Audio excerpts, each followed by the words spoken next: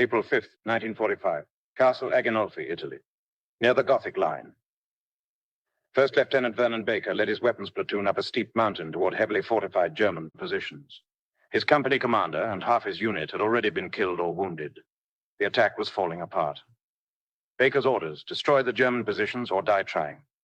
Ahead of him, 3 machine gun nests, an observation post, a dugout, and a German command post, all connected by tunnels, all covering each other with overlapping fire, all designed to massacre anyone who attacked.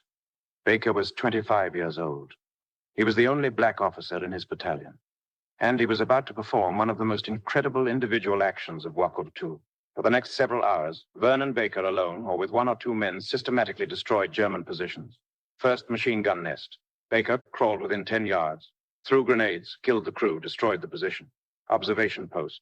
Baker approached, tossed grenades through the opening, killed 2 Germans, moved on. Second machine gun nest. Same tactic. Crawl close, grenades, kill the crew, move. Third machine gun nest. Baker ran up to it under fire, shot the German gunner with his pistol, killed 2 more Germans, destroyed the position. German dugout. Baker tossed grenades inside, killed 3 more Germans. Tunnels connecting positions. Baker cleared them, killing more Germans.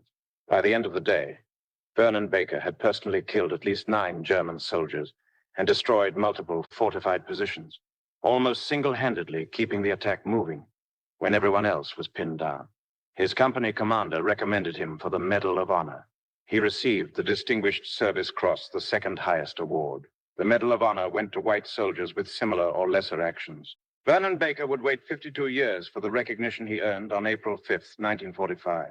This is day 10 of 100 Days of World War II Heroes.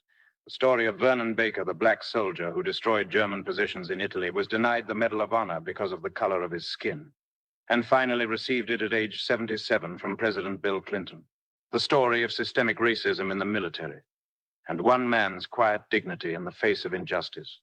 The orphan from Wyoming.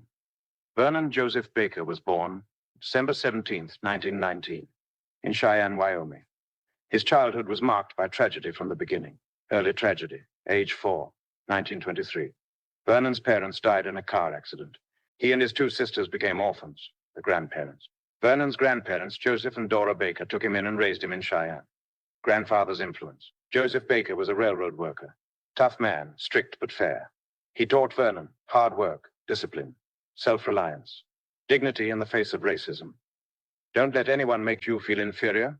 Growing up black in Wyoming. Wyoming in the 1920s to 30s had a small black population. Vernon faced racism constantly, called racial slurs, denied service at restaurants, treated as second-class citizen. Had to prove himself twice as much as white kids. But his grandfather's lessons stuck. Work harder, be better. Never give them an excuse to dismiss you. High school. Vernon attended Cheyenne High School. Good student, B's and C's.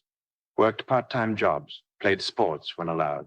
Faced discrimination from teachers and students. Graduation 1937, age 17. After high school, the Depression.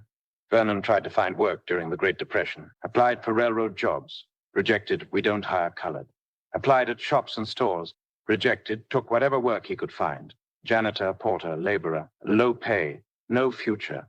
Vernon later said, I was working hard, doing everything right and getting nowhere.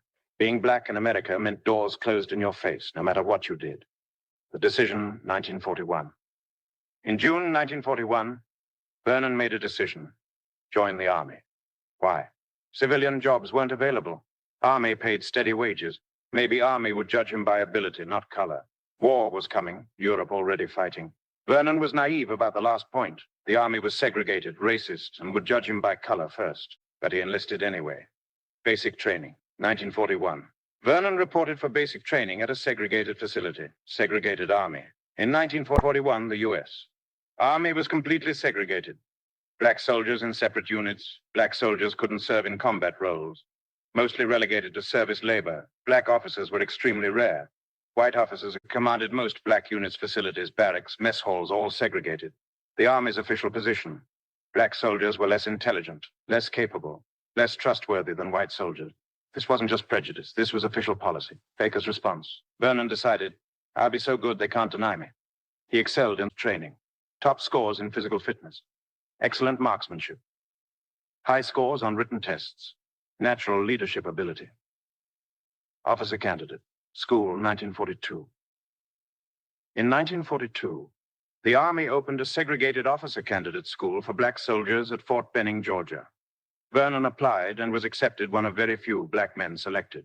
OCS training. OCS was designed to weed people out. Intense physical training. Complex tactical problems. Leadership under pressure. High failure rate. Vernon excelled. Graduated in top third of his class. January 1943. Vernon Baker was commissioned as second lieutenant, one of very few black officers in the U.S. Army. Assignment, 370th Infantry Regiment. Baker was assigned to the 370th Infantry Regiment, 92nd Infantry Division, an all-black unit commanded mostly by white officers. The 92nd Infantry Division. The 92nd was one of only two black infantry divisions in World War II. Mostly black enlisted men. Some black junior officers, like Baker. Senior officers, mostly white, called Buffalo Soldiers. Historic black cavalry units. The problem, many white officers in the 92nd didn't want to be there. Considered it beneath them to command black soldiers, brought racist attitudes, undermined unit cohesion. Some actively sabotaged their own men. Not all white officers were like this. Some were excellent, but enough were problematic that it hurt the division's performance. Deployment, July 1944. The 92nd Division deployed to Italy in July 1944. Why Italy? By 1944, Italy was a secondary theater. Main action shifting to France. D-Day was June 1944. Italy was tough fighting mountains.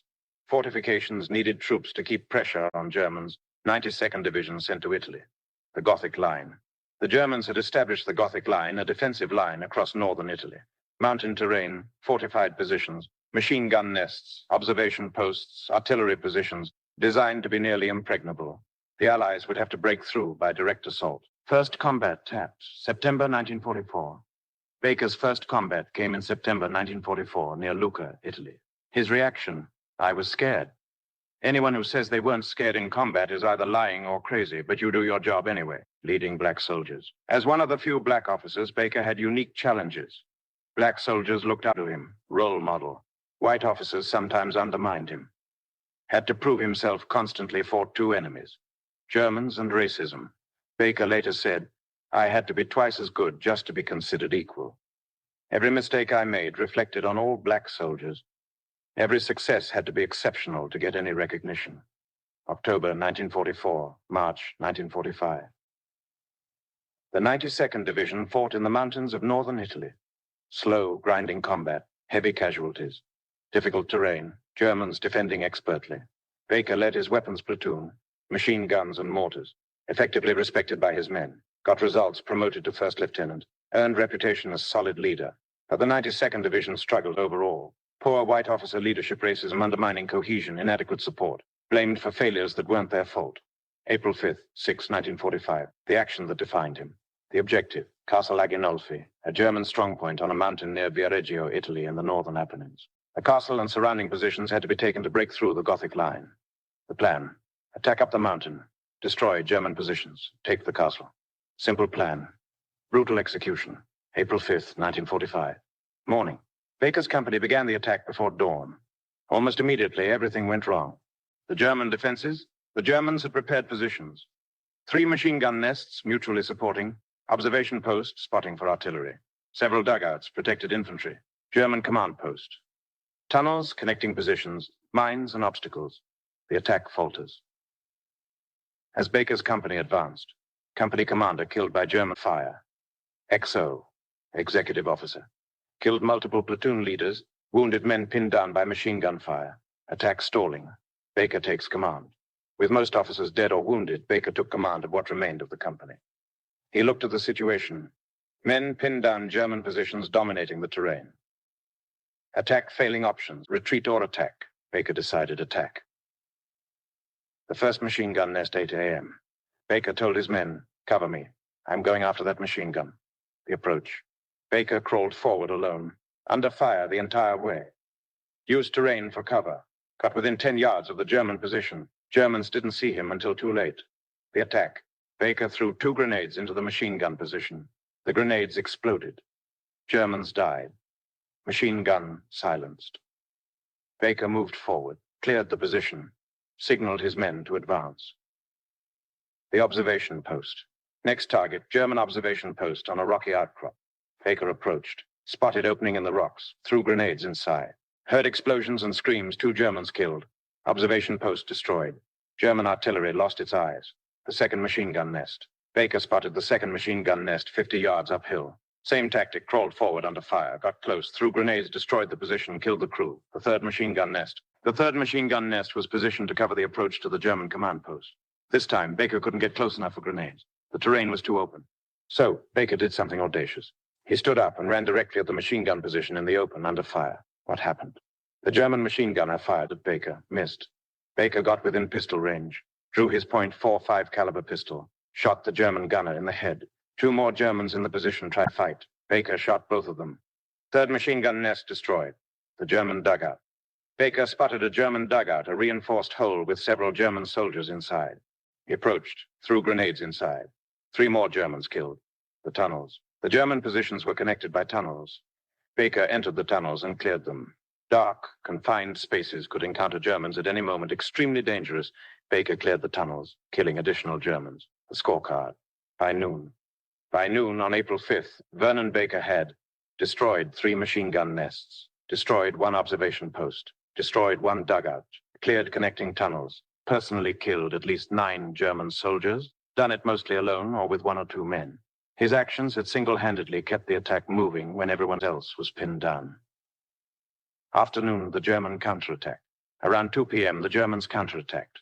Fresh troops, artillery support, pushing Americans back. Baker organized defense, positioned his remaining men, directed fire held position despite being outnumbered. Evening withdrawal. By evening, Baker's company had suffered 80% casualties. Most officers dead or wounded, most NCOs casualties, less than 20 men left combat effective. Baker received orders. Withdraw to original positions. Baker led the surviving men back down the mountain under cover of darkness. April the 6th, 1945. The attack resumed the next day with fresh units. Castle Aghinolfi was eventually taken. Vernon Baker's actions on April 5th had been critical. His destruction of German positions had opened the way. The recommendation, Baker's company commander, before being killed, had recommended Baker for the Medal of Honor based on his actions. After the battle, higher-ranking officers reviewed the recommendation. They had all the evidence. Eyewitness accounts from surviving soldiers, German positions destroyed. At least 9 confirmed kills, single-handed assault on fortified positions, leadership under fire. By any objective standard, Baker's actions warranted the Medal of Honor. What he received: Distinguished Service Cross, the 2nd highest award. Why not Medal of Honor? Because Vernon Baker was black. The reality of World War II Medal of Honor. Awards during World War II. 432 Medals of Honor awarded, 0 went to black soldiers, not 1, despite 1.2 million black Americans serving, despite countless acts of heroism. The system was rigged. Black soldiers simply didn't receive the Medal of Honor, regardless of their actions. Baker's reaction. When Baker received the Distinguished Service Cross, he was grateful. It was a high honor, recognized his actions, made him one of the most decorated black soldiers. But he also understood. White soldiers with similar actions got Medal of Honor. He'd been judged differently because of race. The system was unfair. Baker later said, "I knew I'd earned it. Everyone who was there knew I'd earned it. But I also knew I wasn't going to get it because I was black. That's just how it was." Post-war, 1945 to 1968. After the war, Baker stayed in the Army. Continued service, remained on active duty, served in occupation forces peacetime. Army service, retired 1968 as captain after 27 years. Why stay? Baker stayed because Army was his career. Needed the income, felt duty to serve. Wanted to prove black soldiers' worth with the quiet dignity. For 50-plus years after April 5th, 1945, Baker never complained publicly about not receiving the Medal of Honor. He didn't campaign for it, didn't file appeals, didn't make a fuss. He quietly went about his life with dignity. Civilian life. 1968 to 1996. After retiring from Army, moved to Idaho, worked for Red Cross, lived quietly, occasional veterans events, didn't seek publicity. 1993. The study? In 1993, the U.S. Army commissioned a study. The question, were black soldiers systematically denied Medal of Honor during World War II due to racial discrimination? The answer, yes. The study found clear pattern of discrimination. Black soldiers held to higher standards. White soldiers with similar, lesser actions received Medal of Honor. Black soldiers received lower awards. System was institutionally racist. The recommendation, review all Distinguished Service Cross Awards to Black World War II soldiers and upgrade deserving cases to Medal of Honor. 1996. The review. A team of military historians reviewed records of Black Distinguished Service Cross recipients. They identified 7 men whose actions clearly warranted Medal of Honor. Vernon Baker survived to 1996. Edward A. Carter, Jr. died 1963. John R. Fox, KIA, 1944. Willie F. James, Jr. died 1969. Reuben Rivers, KIA, 1944. Charles L. Thomas died 1980. George Watson, KIA, 1943. 6 were dead. Only Vernon Baker was still alive. January 13, 1997, the White House. President Bill Clinton held a ceremony at the White House to award the Medal of Honor to these 7 men. 6 posthumous, 1 living. Vernon Baker, aged 77. Vernon Baker, now 77 years old, stood in the White House as President Clinton placed the Medal of Honor around his neck 52 years after he earned it. Clinton's words, "Today we fill the gap in that picture of World War II heroes and give a group of African-American soldiers the recognition they have long deserved. History has been made whole today." Baker's response. Baker was gracious but direct. "The only thing I can say is that I'm disappointed it took so long. These 6 men who gave up their lives, they should have gotten this years ago, but I'm glad I'm here to represent them." The media response. The 1997 ceremony made national news, exposed systemic racism in military awards, highlighted black soldiers' contributions, vindicated Baker and others, but also raised question. How many others were denied? Baker's later life, 1997 to 2010. After receiving the Medal of Honor, Baker became public speaker, advocate for veterans, living symbol of black military service, subject of books and documentaries. His message. Baker's message was always, black soldiers served with honor. Racism was real, but we persevered. Don't let bitterness consume you. Fight for what's right with dignity. Memoir, 2013. Posthumous. Baker's memoir, Lasting Valor, was published, telling his full story. July 13, 2010, death. Vernon Baker died at age 90 in St. Mary's, Idaho. He was buried at Arlington National Cemetery with full military honors. The legacy, military. Only living Black World II Medal of Honor recipient, at time awarded. Symbol of systemic discrimination in military, proof that black soldiers' heroism was undeniable catalyst for ongoing reviews of awards. Civil rights, living example of quiet dignity in face of injustice, showed that fighting racism requires both action and patience. Proved that justice delayed is not justice denied if you keep fighting. American history. His story taught Americans about institutional racism, highlighted black soldiers' contributions to World War II. Part of larger reckoning with racial injustice, the numbers. April 5th, 1945. Machine gun nests destroyed. 3 observation posts destroyed. 1 dugout destroyed. 1 tunnels cleared. Multiple Germans killed personally. 9+ confirmed hours of action. Approximately 6-8 hours. Men with Baker. 1, 2 at most, mostly alone. Awards, Medal of Honor, 1997. Distinguished Service Cross, 1945. Bronze Star, Purple Heart, Combat Infantryman Badge. Multiple campaign medals. Timeline, action, April 5, 1945. DSC awarded 1945. Retired from Army, 1968, 27 years service. Study Commission, 1993. Review completed. 1996. Medal of Honor awarded January 13th, 1997. 52 years, 9 months delay. Death July 13th, 2010, age 90. The question his life raises. How many other black soldiers who died before 1997 earned but never received the Medal of Honor? We'll never know the full extent of the injustice. But Vernon Baker's story proves it was real, systemic, and profound. April 5th, 1945. Castle Aghinolfi, Italy. 1 black lieutenant. 9 Germans killed. Multiple fortified positions destroyed. Mostly alone. Earned Medal of Honor that day.